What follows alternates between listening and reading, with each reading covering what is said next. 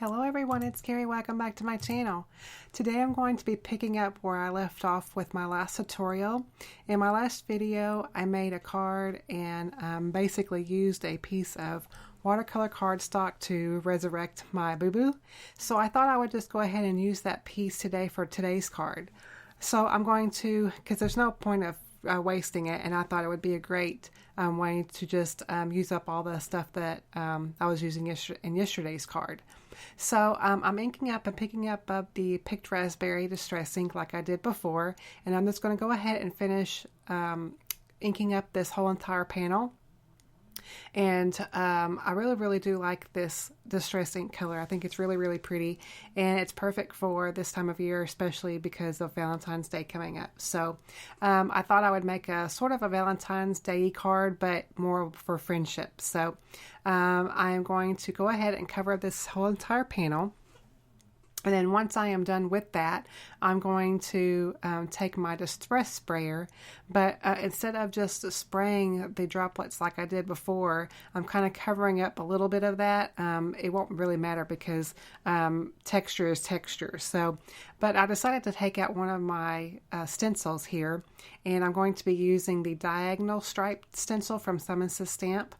And I thought I was going to try to do it on a little bit of a different angle, but of course my whole entire card wouldn't be covered, so that's quite all right. But so I'm taking some Post-it tape here and just taping that down onto my surface, and I'm going to take my distress sprayer here, and I'm just going to spray this liberally all over the cardstock panel and let that water just wick away some of that color.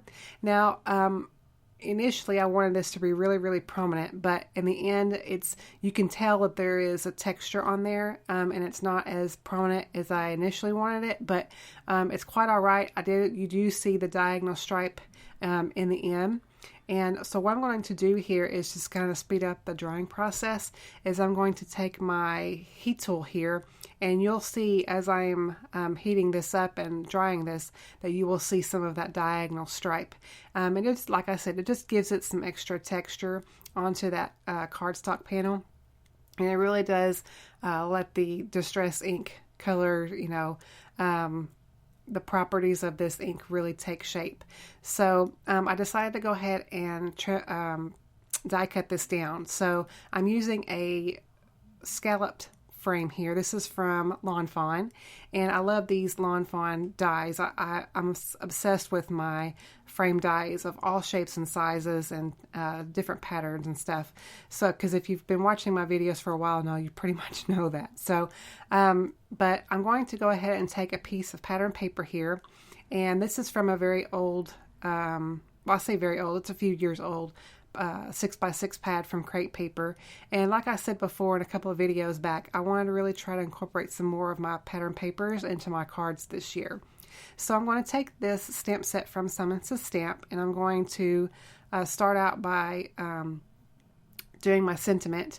And it's initially going to say, and I've got my sending die here, and I just got to put that to the side, and then I'm going to be masking off part of the sentiment, and it's going to say, the first part of it already says sending, so since I'm using the die cut word for that, I don't need the entire stamp, so that's why I'm masking the stamp off. So I've gone ahead and put some micropore tape onto that, and it really does adhere to that stamp really well, and it protects the so I won't get ink all over the whole entire stamp. So I've gone ahead and put my little micropore tape down, and now I'm going to place the rest of my sentiments, and it's going to say sending and then love and long distance hugs. So I thought this would be really great for, I love the sentiments in this stamp set, especially since we've got I've got some friends and some family that are of course not in the same area that I live in, so I love sentiment stamps like this. I'm a really big sucker for great sentiment stamp sets. So I'm going to go ahead and ink this up with my VersaFine. I do that all the time, you guys, I'm so sorry. The VersaFine Onyx black ink. It is my favorite black ink, as you probably already know by now. And I'm going to stamp that down.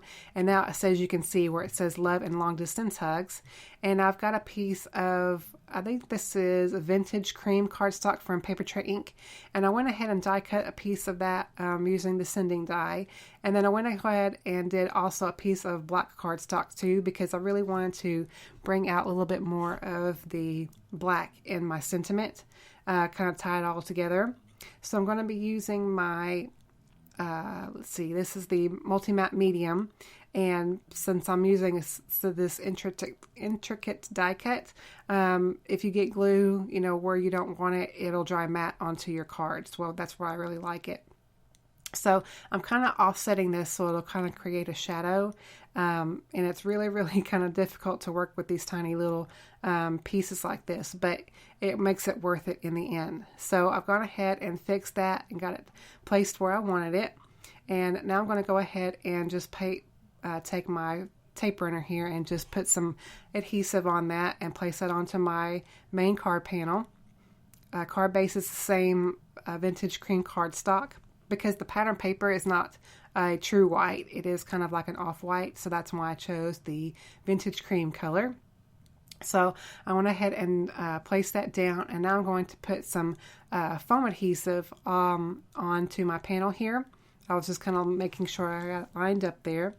And so I'm going to place foam adhesive all over this panel and the little corners and crevices, and just to make sure that it's all got a foam adhesive, especially around the heart area, to make sure it won't collapse if I mail this in the mail. So I've got that all adhered and in place down. And I'm going to get my sending die cut here and place some adhesive on the back of it. I'm going to use the same multi-matte in the medium finish, or multi-medium in the matte finish. And I'm going to take my tweezers here, because I am fumbly fingers, so I need a little help sometimes in this area. And so I'm going to take my tweezers and use that to help me place my die cut down. And then I had intentionally left a little eye whenever I die cut the black cardstock. I left the little piece for the eye in the die cut so I wouldn't lose it, because I know if I hadn't that I would definitely lose it. And so I've gone ahead and placed some of the glue right on top. And like I said, these little pieces like this, you can see I kind of thought I lost it anyway, but luckily I didn't. I found it. And then I'm going to place the other part with the vintage cream little eye, is what I'm going to call it, on top of the black, just to make sure that it's on as well, just to obviously make it all cohesive. And now to finish up the card and get some final touches on there, I'm going to go ahead and add some sequins. And so I just went ahead and chose some iridescent as well as some sparkling clear sequins from Pretty Pink Posh. And I'm using my favorite adhesive for that, like I did before. And I really, really do enjoy this adhesive. Like I mentioned in yesterday's video, it just makes it easier for me, and it makes it quicker, and you don't have to wait for dry time. So for the final touch, I thought the heart needed just a little bit more accent around it. So I'm taking my Memento Tuxedo black marker here, and I haven't done this in a long time, but I'm just adding a dot or faux stitching around that heart, just to give it a little bit more of an accent to it. So that pretty much finishes up the card for today, guys. I hope you enjoyed this tutorial. If you did, go ahead and give it a thumbs up for me. Thank you so much for watching. Please subscribe if you haven't already, and I will catch y'all in my next video. Bye-bye.